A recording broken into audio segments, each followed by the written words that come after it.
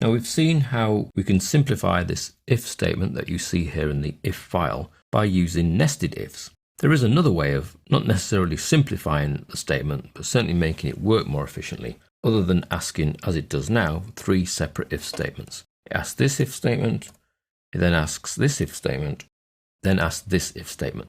And that's totally regardless of if it's already supplied a value to the MSG variable.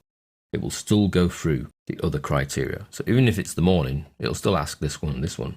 And if it's the evening, it still has to ask these 2. Now there is another way of making sure it only has to go down one route, and that's by using what's called the else if clause. So the else if clause falls within an if statement. Let's do as we've done previously and take this whole sub procedure and paste it in, and we'll call it hello 3, no imagination, and rewrite this whole if statement. So if it's before 12 o'clock, then great, the message becomes good morning Guy. Let's just push things down a bit and use here else if. Now what the else if enables you to do is actually ask another criteria. So this isn't just else, which is effectively the false result of your if clause. This is else if another statement, and that statement will be, of course it's going to complain because I'm half leaving the line, but I'm just coming down to pick this up. Save me a bit of typing. So we ask else if this criteria, then that's when we get our good afternoon, and then I can add my else, where the logical fallout of that is it must be the evening.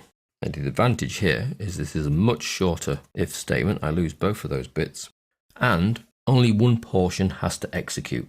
Therefore, we're speeding up the sub procedure. It's not speeding up so perceptibly that you'll suddenly feel like you've saved a lot of time, but you have to put yourself in the boat of this being used in a much larger application, where there could be hundreds of lines of code that have to execute between the if and the else if, and between the else if and the else, and between the else and the end if. Here where we're simply assigning a value to a variable, the speed of execution will not be perceptible at all. But the fact that you're only running through this if once instead of here 3 times has got to be seen as a faster and much cleaner way of building your programs. So we ask if it's before 12, then good morning Guy. If that's the case, we drop straight out the end if at the bottom here without having to go through the other portions. Whereas here we have to ask the other 2 questions. If that's not the case, then we come down to else if, and we ask ourselves a second question. If that's true, then we come down to MSG, good afternoon, and then we drop out the end if. If that's not true, then we come to the else. Now there's nothing to actually stop you putting further else ifs in here. So I can come in there and go, okay, let's ask another else if. Else if the hour time is greater than 18 and hour less than 21, then that becomes our good evening. And our else becomes good night.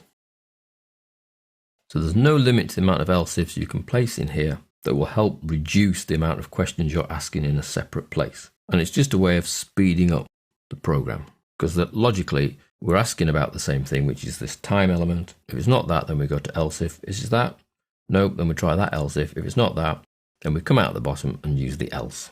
So that's using else if in your if statements. So we have if, condition, then, commands to carry out. Else if, condition, then, commands to carry out. Further else if, condition, then, if required. And then finally an else to say what will happen if none of the else ifs have actually been met. And then end if to end the whole if statement, so that we can then carry on with the rest of our processing.